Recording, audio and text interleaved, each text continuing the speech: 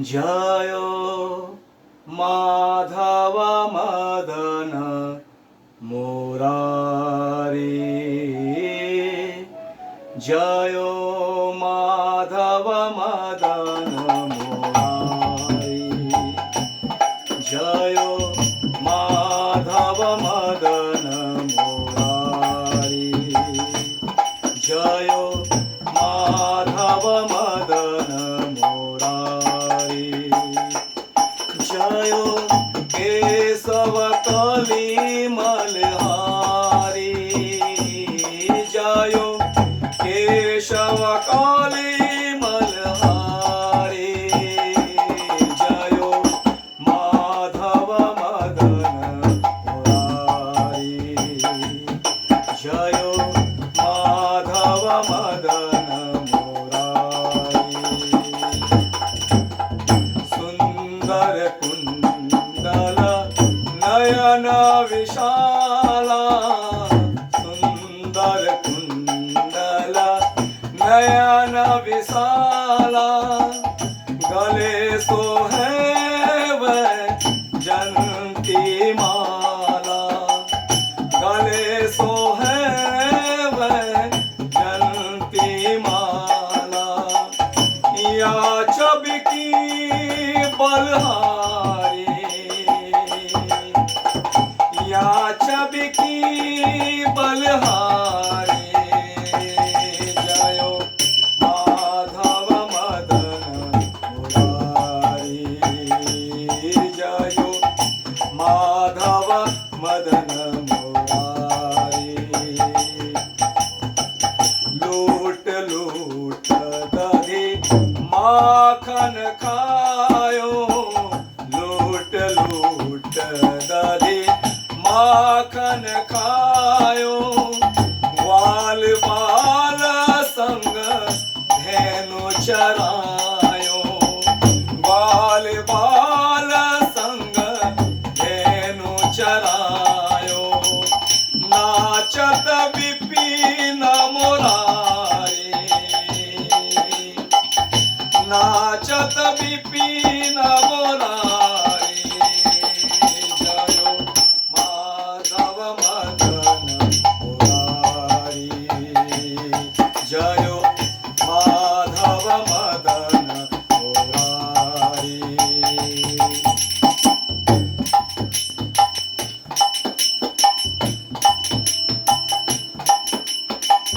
करुणा करे द्रौपदी पुकारी।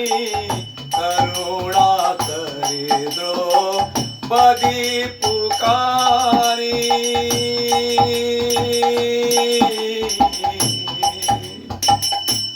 हे गोविंद।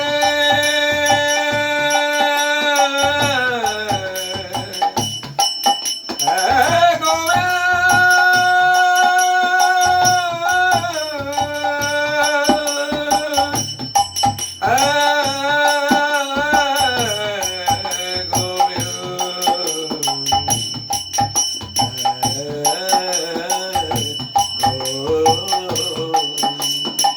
करुणा करे द्रौपदी पुकारी। करुणा करे द्रौपदी पुकारी। पटी में लिपटी गए वनमाली। पटी में लिपटी गए वनमाली। निरख रहे नर नारी। निरख रहे नर नारी। जय माधव मदन मुरारी। जय माधव मदन मुरारी।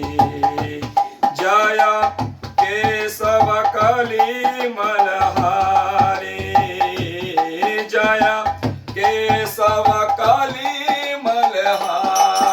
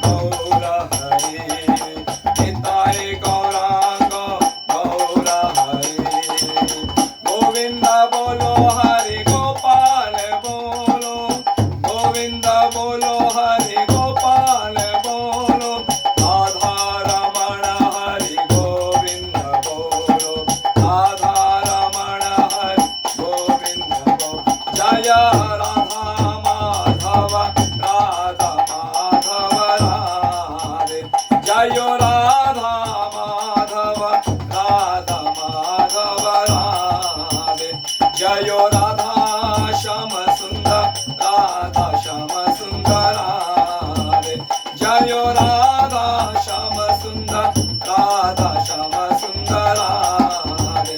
जयो कृष्ण बलराम, जयो कृष्ण बलराम, कृष्ण बलराम जयो वृंदावन राम। जयो कृष्ण बलराम, जयो कृष्ण बलराम, कृष्ण बलराम जयो वृंदावन राम। जयो जगन्नाथ, जयो जगन्नाथ, बलदेवा मैया सुभद्रा। जयो जगन्नाथ, जयो जगन्नाथ, बलदेवा मैया सुभद्रा। जय गौरानिताय, गौरानिताय, गौरानिताय, जय गौरानिताय, जय गौरानिताय, जय गौरानिताय, गौरानिताय, जय गौरानिताय।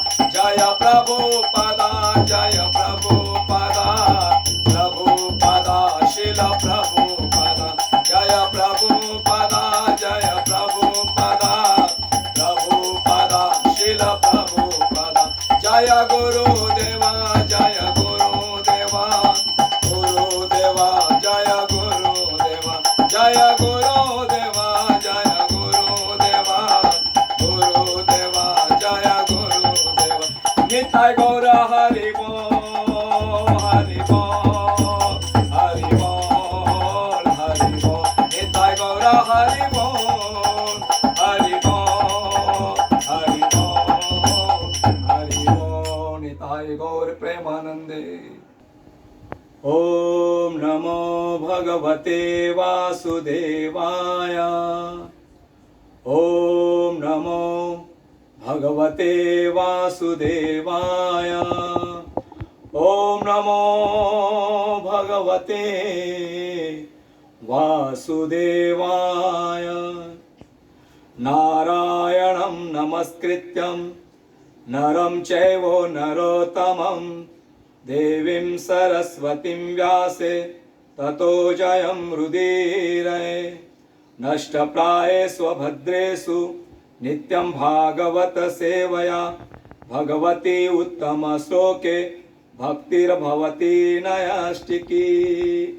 नमो महावदान्याय कृष्णप्रेमप्रदायते, कृष्णाय कृष्णचैतन्य नामने गौरत्विषे नमः।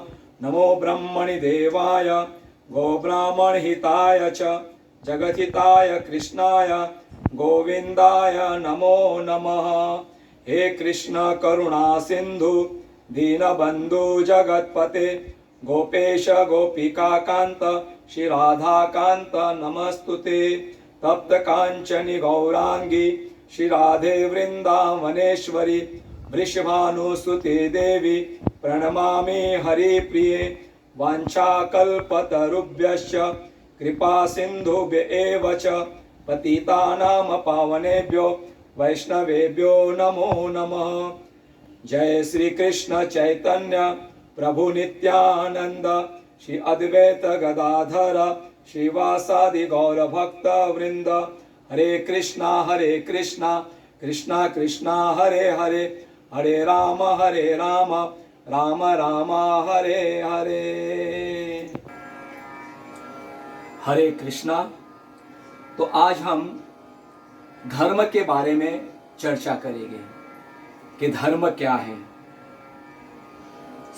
सवे पुंसा परो धर्म, यतो भक्तिरदो गच्छे, अहेतुक्य प्रतिहता आत्मासु प्रसीदति। कहते हैं संपूर्ण मानवता के लिए परम वृत्ति धर्म वही है जिसके द्वारा सारे मनुष्य दिव्य भगवान की प्रेमा भक्ति प्राप्त कर सके। ऐसी भक्ति अकारण तथा अखंड होनी चाहिए जिससे आत्मा पूर्णतया तुष्ट होते हैं। धर्म का अर्थ शास्त्र में विभिन्न प्रकार का उसकी व्याख्या की है। कहते कि धर्म तो साक्षात भगवत प्रणीतम, धर्म से हम भगवान को जाना जा सकता है। धर्म का अर्थ यह है कि कर्तव्य, मनुष्य अपने दायित्व कर्तव्य का पालन करना चाहिए।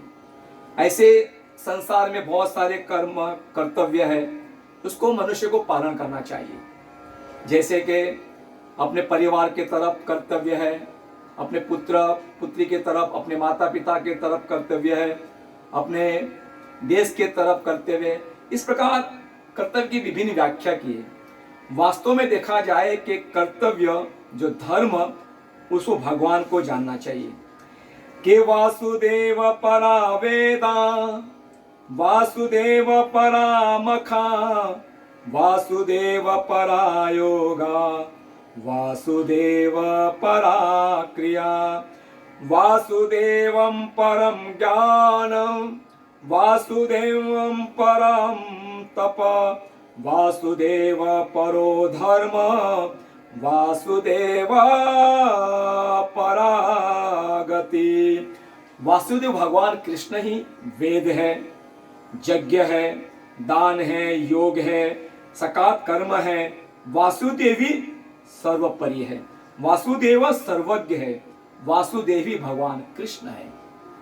भगवत तो साक्षात, धर्म तो साक्षात भगवत प्रणीतम।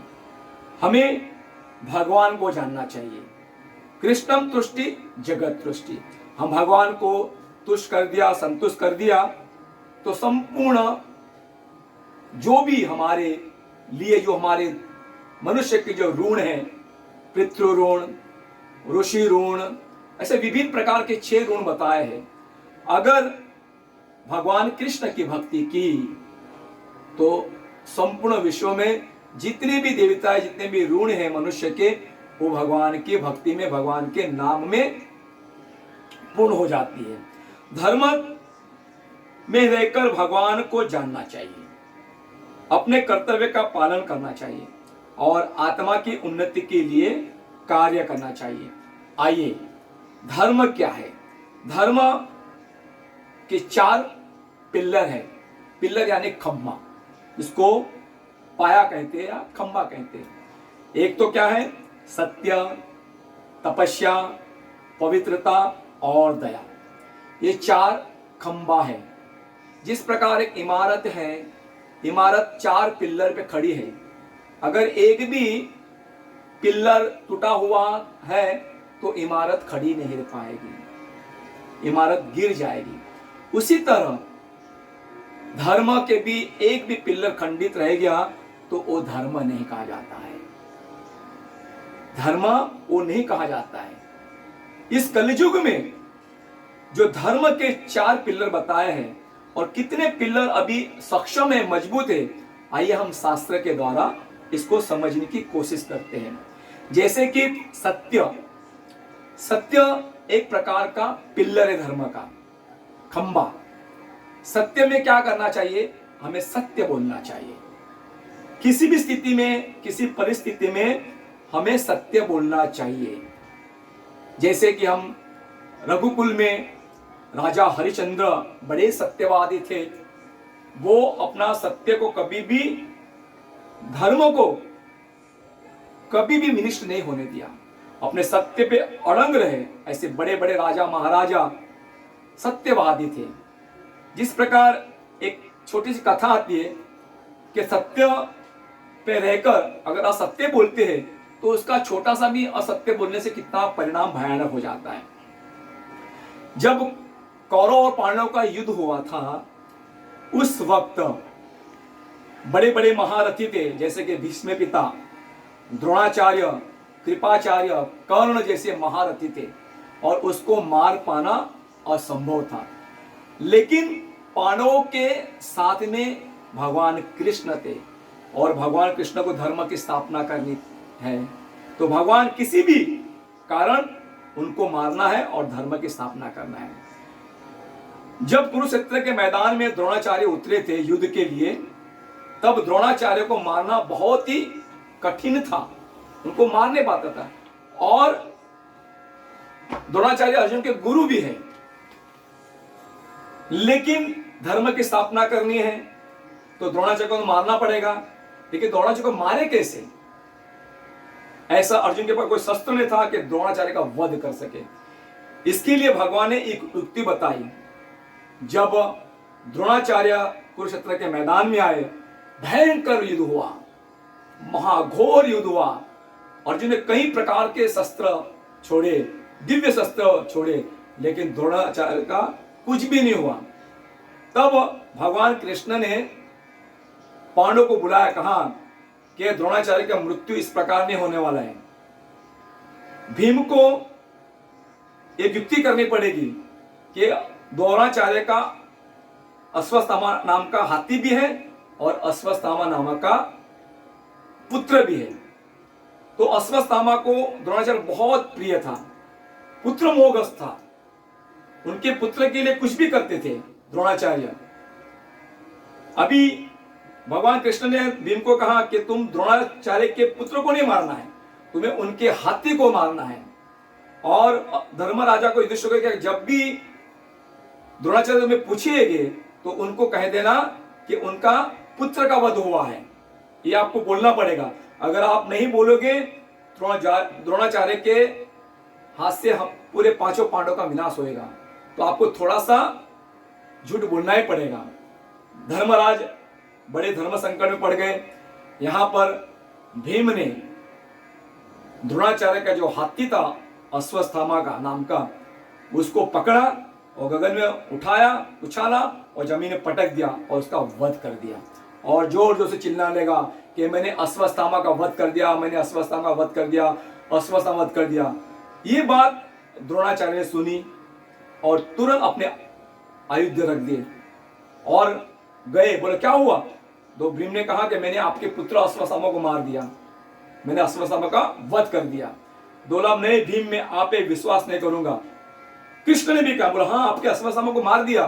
बोला नहीं, मैं आप पे भी विश्वास नहीं करूंगा। अगर धर्मराजा युधिष्ठिर मुझे कहेंगे कि मेरे अश्वत्थामा पुत्र को मारा है तो ही मैं विश्वास करूंगा। द्रोणाचार्य धर्मराज के पास गए और कहा कि हे धर्मराज, तुम तो सत्य के प्रतीक हो, तुम सत्य हमेशा बोलते हो, कभी असत्य नहीं बोलते हो। आप ही बताइए कि मेरे पुत्र का विनाश हुआ है, मेरे पुत्र को मारा है। तो धर्मराजा ने क्या कहा कि नरवा के कुंजवा, आपके परिवार में दो में से एक व्यक्ति मरा है। नरवा क्या कुंजवा, नर नहीं तो पशु अश्वत्थामा मरा है। लेकिन द्रोणाचार्य इस बात को समझ में नहीं आया। लेकिन धर्मराजा ने असत्य बोला, भगवान ने कहा उस बात पर भगवान की बात को अमल नहीं किया, असत्य बोला, नरोवा के कुंजवा। तो धर्मराजा का 5 हाथ रथ ऊपर चल रहा था तो सीधा नीचे आ गया, उसका सत्य खंडित हो गया। अगर भगवान ने कहा कि तुम बोलोगे तो तुम्हें कोई अपराध नहीं लगेगा, लेकिन भगवान की भी वाणी को उन्होंने अनदेखा कर दिया, तो इसीलिए उनको असत्य का पाप लगा। फिर द्रोणाचार्य ने सोचा, बोला कि मैं ही अपनी योग जिससे मैं यमपुरी में जाऊंगा और देखूंगा कि मेरा यहां से कौन आया है। तब द्रोणाचार्य ने ध्यान लगाया और यमपुरी में गए तो देखा कि उसका पुत्र नहीं, उसका हाथी आया, अश्वत्थामा हाथी आया है। तो जैसे ही नीचे आ रहे हैं तो भगवान ने कहा उनके भीतर भी प्राण नहीं है, उनके इस पुतले को आप अस्वस्थ कर दो, अगर वो आ गया दोबारा तो पांडव के खैर नहीं। तो भीम ने क्या किया, उस गदा से द्रोणाचार्य का पुतले को वध कर दिया और इस प्रकार द्रोणाचार्य का वध हुआ। तो कहने का तात्पर्य है कि सत्य पे धर्मराज है, लेकिन थोड़ा सा झूठ बोला तो उनका सत्य खंडित हो गया। तो ये सत्य मनुष्य के लिए हमेशा सत्य पे अड़ग रहना चाहिए। असत्य बोलने से हमें कई प्रकार का पाप लगता है, कई प्रकार का दोष लगता है, हमारा शक्तिहीन क्षीण होती जाती है। इसीलिए सत्य बोलना चाहिए। और आजकल के लोग कितने प्रकार के झूठ बोलते हैं, मनुष्य कितनी प्रकार के झूठ बोलते हैं और झूठ पे झूठ, झूठ पे झूठ बोल, झूठ पे बोल, उनको पाप का कभी भय नहीं लगता है। हाँ, कुछ भी बहाना निकाले झूठ बोलेंगे। ऑफिस में, स्कूल में, माता पिता के सामने पुत्र भी, सब लोग झूठ बोलते रहते हैं, उनको भय नहीं, अनायास ही झूठ बोलते हैं। ऐसा लगता है कि झूठ उनके रग रग में ही है और असत्य बोलते रहते हैं। तो यहाँ पर मनुष्य के लिए एक धर्म यानी सत्य का पाया खंडित होता है। दूसरा तपस्या। तपस्या यानी श्रम करना। श्रम करना, तपस्या से लोग क्या करते हैं, हमें हिमालय में जाना है या हमें जंगल में जाना है। तपस्या इस्कॉन में प्रभुपाद बताते हैं तो कि तपस्या क्या है। रोज सवेरे 3-3:30 बजे उठना, स्नान करना, कपड़े पहनना, तिलक करना और 4:30 बजे भगवान के सामने, राधा रास बिहारी के सामने आकर मंगला आरती करना, उनकी पूजा सेवा करना, कीर्तन करना, फिर जप करना 2 घंटे तक हरे कृष्ण महामंत्र का जप करना, फिर मंदिर का मार्जन करना, सफाई करना, भगवान को भोग बना के खिलाना, साधुओं की सेवा करना, ये सब तपस्या है। गिरिराज की परिक्रमा करना, वृंदावन की परिक्रमा करना, माधव तिथि आते हैं जैसे कि गौर पूर्णिमा, जन्माष्टमी, रामनवमी, कृष्ण जन्माष्टमी, जैसे एकादशी, जैसे व्रत का पालन करना, इसको तपस्या कहा जाता है। ये तपस्या करनी चाहिए। 16 माला का मंत्र का जप करना, ये तपस्या। अगर इस प्रकार से तपस्या करेंगे तो हमारा एक खंबा अभी भी मजबूत है।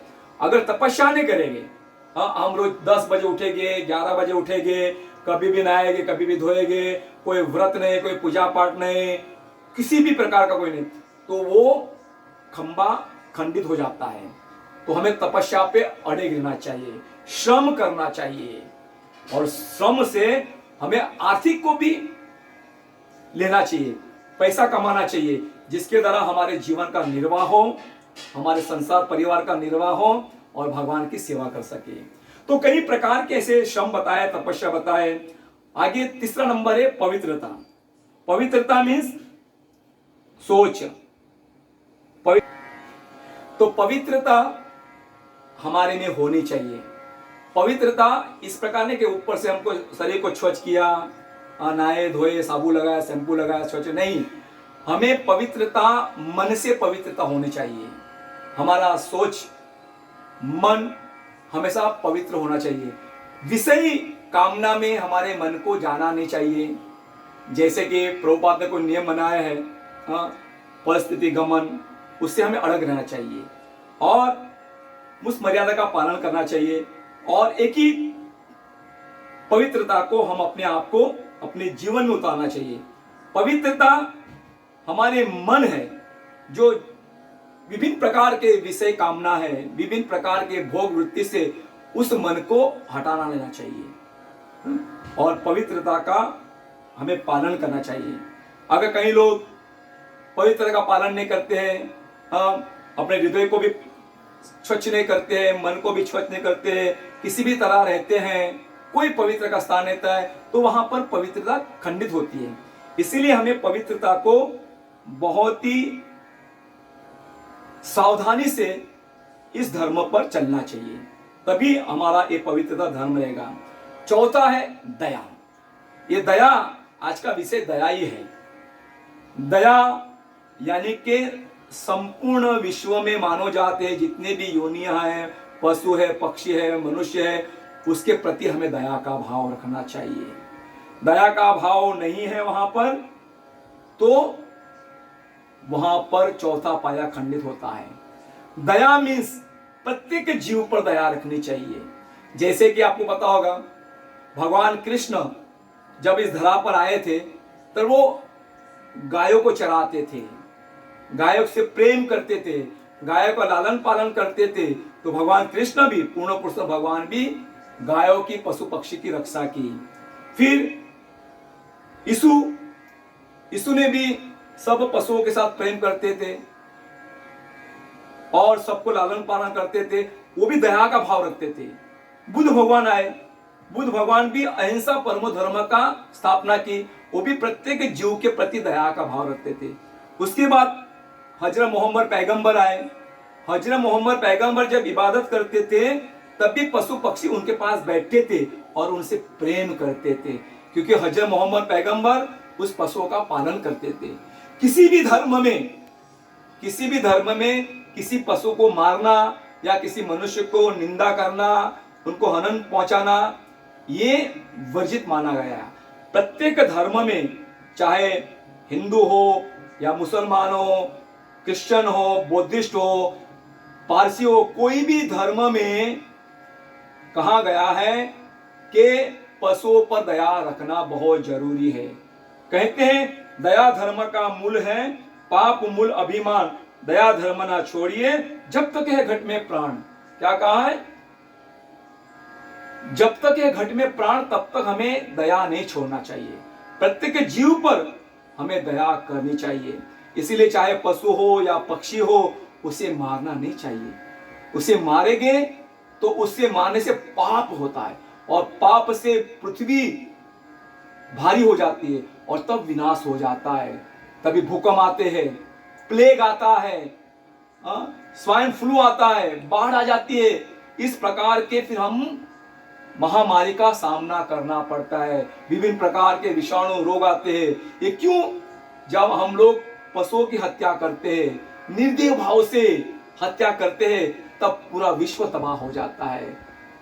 आपने देखा होगा कि जब महाराष्ट्र में यहाँ पर कुछ वर्षों पहले गणपति विसर्जन हुआ था, और उसके बाद सब लोग आए, और उसके बाद सब लोग ने मदिरा पिया, मांस खाया, मच्छी खाया, गणपति चले गए, और फिर जैसे के वैसे रह गए। उसने पापाचार किया, और उसी रात को एक चूहे से एक बहुत बड़ा प्लेग निकला, बीमारी निकला, जिससे भरपूर लोग इसका मृत्यु के शिकार बन गए। उसके बाद श्रीलंका में देखा होगा, श्रीलंका में भी क्रिसमस के दिन वहां पे शराब पिया, मांसाहार खाया, और रात को सुनाई आई, समुद्र से बहुत बड़ी सुनाई आई और सबका तबाह कर दिया गया। गुजरात में एक बहुत बड़ा भयंकर किस्सा हो गया था कि वहां पर गुजरात में कुछ व्यापारी लोग थे जो गायों, भैंसों और बैल को मारते थे और उनको पानी में उबालते थे और उनसे चमड़ा निकालते थे और चमड़े से व्यापार करते थे। मैं गुजरात कच्छ भुज की बात करता हूं, यह सत्य घटना है। और वहां पर इस प्रकार से पशुओं से चमड़ा निकालकर अपना व्यापार करते थे। वहां पर 26 जनवरी को इतना बड़ा भूकंप आया, इतना बड़ा भूकंप आया कि पूरा कच्छ भुज तबाह हो गया। बड़ी बड़ी इमारतें गिर गई, बड़े बड़े घर तबाह हो गए, बड़े बड़े स्कूल तबाह हो गए, कई लोग मर गए। क्यों हुआ? कि पशु की हत्या की। पशु की हत्या के इसका परिणाम हमें भुगतना पड़ता है कि जैसा हम एक्शन करेंगे वैसा हमको रिएक्शन मिलता है। ये हकीकत है। जैसे कि हम स्मोकिंग करेंगे, सिगरेट पिएंगे, हमने गलत काम किया तो हमारे अन्न नलिका को, लंग्स को वो कैंसर होगा, लंग कैंसर होगा। शराब पियोगे तो इसोफेगस, अन्न नलिका को सड़ जाएगा, बीमारी पैदा होगी। तो जैसा हमने किया, कर्म किया, वैसा हमको फल मिला। हॉस्पिटल और जेल सबके लिए नहीं है। जो बहुत पाप करता है, बहुत अनाचार करता, दुराचार करता है, फिर उसको विभिन्न प्रकार का रोग मिलता है। वो धर्म के स्थान पर नहीं चलता, धर्मों को फॉलो नहीं करता है, तभी उसको कैंसर होता है, टीबी होती है, एड्स होता है। इसी प्रकार सभी लोगों के लिए जिसको होता है, जो कर्म आसुरी वृत्ति के कर्म करते, उसको ही हॉस्पिटल जाना पड़ता है। मैं किसी का निंदा नहीं करता हूं, ये सत्य बात बता रहा हूं कि अगर हम धर्म का आचरण करेगा तो कोई व्यक्ति को किसी भी रोगों का सामना नहीं करना पड़ेगा। आप देखिएगे, एक अस्पताल है टाटा मेमोरियल हॉस्पिटल में, उसमें देखते हैं, मुझे 30 साल हो गया वहां पर, मैंने इसका रिसर्च किया है कि वहां पर कम से कम 75% बंगाली लोग आते हैं, क्योंकि उनका आहार मच्छी मार के खाना, मांस खाना, इसलिए उनको कैंसर होता है। दूसरा, मुसलमान है, क्रिश्चियन है, उनका भी आहार कैसा है? पशु पक्षी मार के खाना। इसीलिए ये जो आहार है हमारे मनुष्य के लिए नहीं है, इसलिए उसको रोग होता है, उसमें रोग उत्पन्न होता है, उसके अंदर रोग होता है, और वो रोग हम खाते हैं तो बीमारी होगा, कैंसर होगा। तो 75% बंगाली, 60% मुसलमान क्रिश्चियन आते हैं। उसमें आप देखेगा कोई जैन या ब्राह्मण या कोई वैष्णव होगा तो बहुत 100 में से एक व्यक्ति आएगा। यह हकीकत है, कोई झूठ नहीं है, क्योंकि वो प्योर वेजिटेरियन खाते हैं, वो कभी भी पशुओं को मारकर मांस नहीं खाते हैं। और अगर जो कोई मांस खाता है, विभिन्न प्रकार का मांस खाता है, मुर्गी खाती है, तो मुर्गी में कितने प्रकार का रोग है, उसका खुराक क्या है, कीड़े मकोड़े, थूक खाता है, बलगम खाता है, छिपकली खाता है, सर्प खाता है, ये सब खाएगा तो उसका ब्लड में जाता है, और वो ब्लड में जाने के बाद उसका अंदर से मांस बनता है, हड्डी बनता है, और वो मनुष्य खाएंगे तो रोग तो होना ही है। हाँ, कई बार ऐसा पेपर में टीवी में आता है कि एक फैमिली को HIV हो गया मुर्गी खाने से। हकीकत है, अभी समुद्र में मच्छी लाते हैं, वहां पे बड़े बड़े जानवर मर जाते हैं, मनुष्य सड़ के मर जाते हैं, वो सड़ा हुआ मांस खाते हैं, मच्छी खाते हैं, और फिर हम लोग लाके खाएंगे तो उसमें से रोग उत्पन्न होता है। तो मांस जो खाते हैं उसमें विभिन्न प्रकार का रोग है, और वो रोग हमको आता है, हमको इस बारे में कोई जानकारी नहीं है। हम अपनी 1.5 इंच की जीवा के लिए हम लोग मांसाहार करते हैं। अगर ये करने के बाद भी हमको रोग आता है तो हम जानबूझकर एक्शन करते हैं, हमको रिएक्शन मिलता है। तो ये कर्म से हमें बचना चाहिए, पशु हत्या जीव हत्या बनना चाहिए। आपको पता होगा कि कुछ वर्ष पहले 2013 में ही यहां पर काठमांडू नेपाल में बहुत बड़ा भूकंप आया था, बहुत बड़ा भूकंप आया था। इसका कारण क्या है कि होली के दिन वहां पर 80,000 भैंसों को मारकर पशुपतिनाथ को बलि किया था, बलि चढ़ाई थी।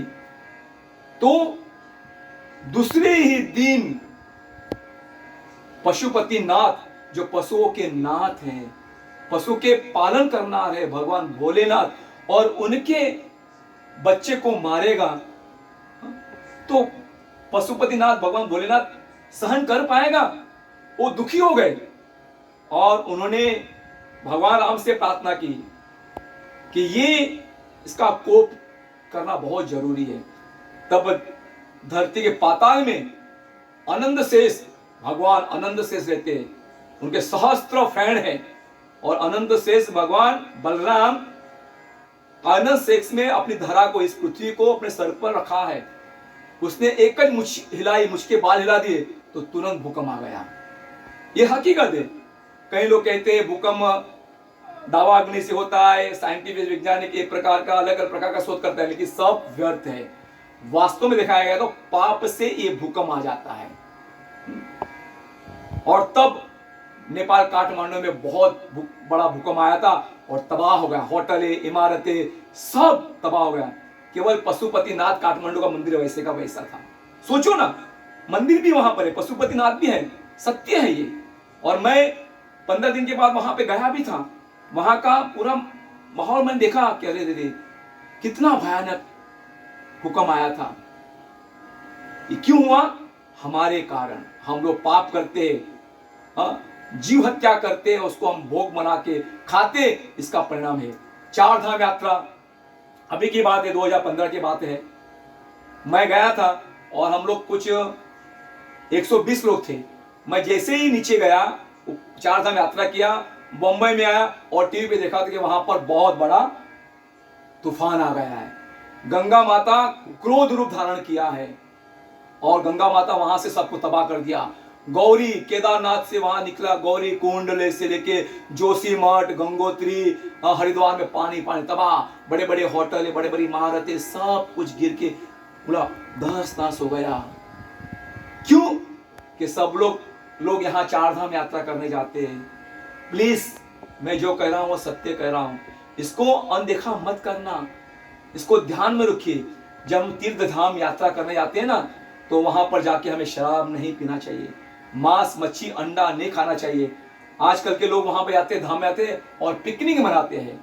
तो इस प्रकार कार्य करते, तो यही तो 4 धाम है, पवित्र तपोभूमि है, और वहां पर जाएंगे हम, इस प्रकार का अनाप शनाप खाएंगे, तो एक प्रकार का कोप तो होना ही है। इसीलिए मां गंगा ने पूरा दहस नहस कर दिया। क्यों?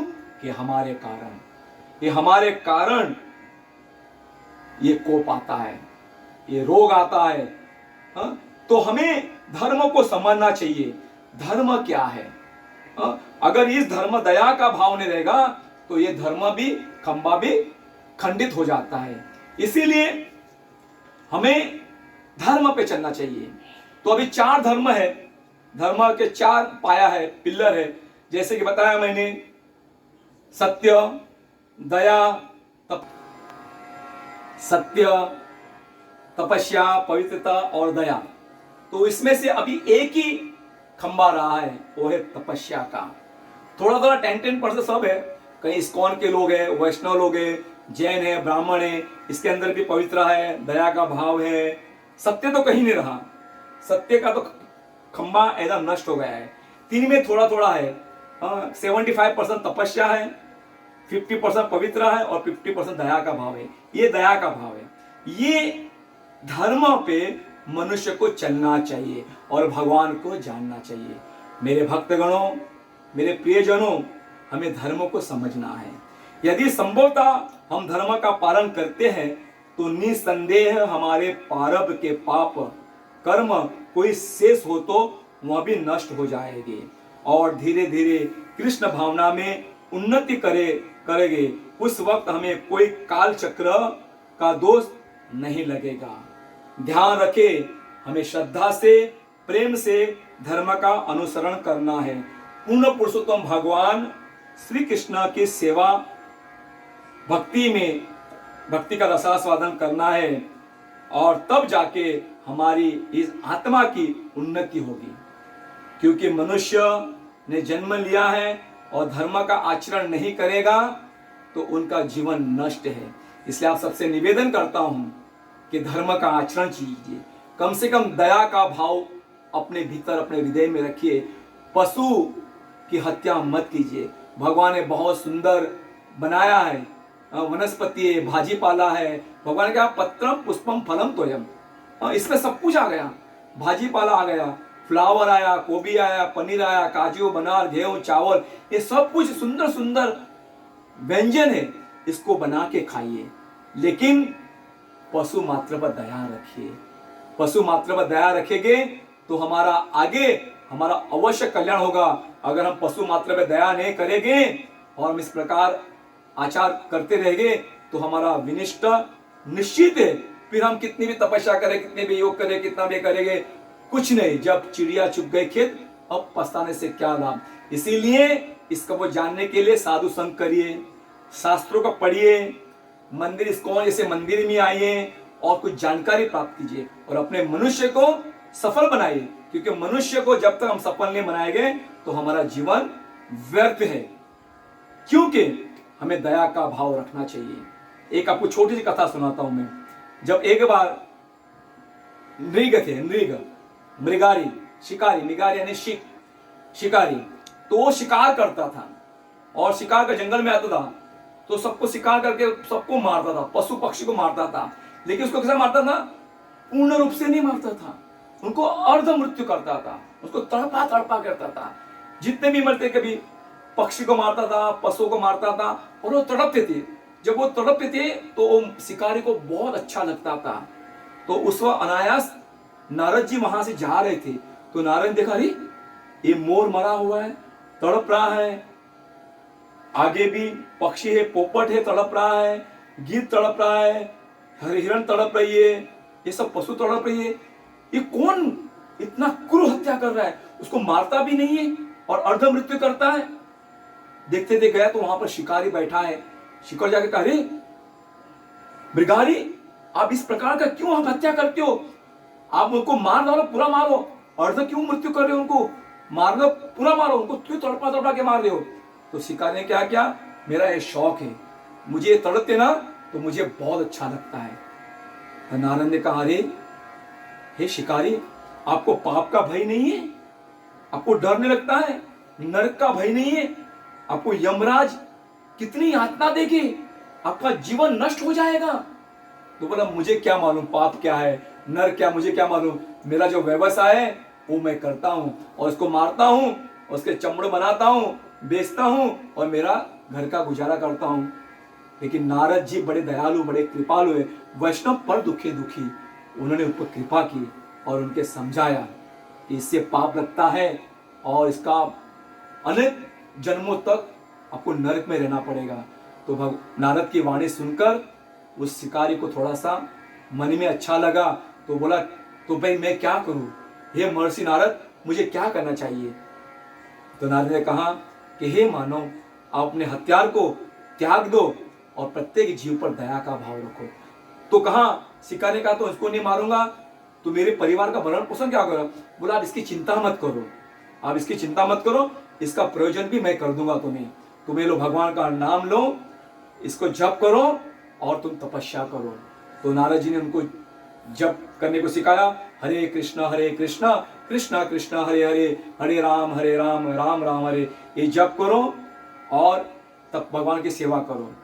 तब वो शिकारी ने एक बहुत सुंदर कुटिया बनाई, अपने परिवार को रखा और सब कुछ जितना भी पशु हत्या पापाचार कर रहा था सब कुछ छोड़ दिया और भगवान का जप करने लगा, भगवान का जप करने लगा। तो गांव गांव में इसकी बात चर्चा हो गई कि और एक बहुत बड़ा शिकारी था, वो सब पशु पक्षी को मारता था, आज तो महान भक्त बन गया। तो लोग उनको मिलने जाते थे, तब किसी के वहां पे कोई मिलने जाते तो उनके लिए कोई उपहार भी ले गए थे, कोई फल लेके आता था, कोई गेहूं, कोई चावल, कोई तेल, इस प्रकार का सामग्री लेके आते थे। तो अभी शिकारी को वहां देते थे और शिकारी अभी भक्त बन गया है, साधु बन गया है, महात्मा बन गया है, और उनको सब लाते थे तो उनका भरण पोषण भी होने लगा, उनका परिवार का भरण पोषण हो गया। तो इस प्रकार वो आनंद से रहने लगे। एक दिन नारद मुनि पर्वत मुनि के साथ कहीं जा रहे थे, तो पर्वत मुनि को कहा चलो मेरा भक्त है, उनको मैं जाके देख लूं। बोला आपका भक्त? बोला हाँ यहाँ पे भक्त है, उनको मैंने दीक्षा दी है, देखो उनकी भक्ति में कितना प्रगति हुआ है, आइए हम चल के देखते हैं। तब पर्वत मुनि के साथ नारद जी आए तो वो शिकारी ने नारद को देखा, लंबे से देखा, ओ मेरे गुरुदेव आ रहे हैं, गुरुदेव आ रहे। नारद लंबा था वहां पर और इसके रास्ते में चींटी चल रही थी, कीड़े मकोड़े चल रहे थे। तो मृगारी जो भी भक्त बन चुका है वो चींटी पैर से दबे ना, इसीलिए वो कूद कूद के जा रहा है। तो पर्वत मुनि ने नारद से कहा ये आपका भक्त छलांग लगा के क्यों आता है, जंप जंप उड़ी मार मार के आता है? तो हम उनके पास चलते हैं और उनको ही पूछे ना क्यों इस प्रकार क्यों दौड़ते आ रहा है। तो नारद और पर्वत मुनि के पास आए तो देखा गुरुदेव गुरुदेव गुरुदेव और उनको दंडवत कर दिया। गुरुदेव आपकी कृपा से आज मेरा जीवन धन्य बन गया, मैं अभी पशु पक्षी को नहीं मारता हूँ, मैं उनसे भी प्रेम करता हूँ, उनको प्यार करता हूँ, उनका लालन पालन करता हूँ और भगवान का मैं भजन करता हूँ, सेवा करता हूँ। आज मेरा जीवन धन्य बन गया है, मेरा संसार भी चल रहा है। तो नारद ने पूछा बहुत अच्छी बात है, बहुत अच्छी बात, हाँ सुखी रहो, आनंद रहो, भक्ति हो। तब नारद ने पूछा कि आप दौड़ते दौड़ते जब आए थे तो आप छलांग लगा के क्यों आ रहे थे, हाँ जंप लगा के क्यों आते थे?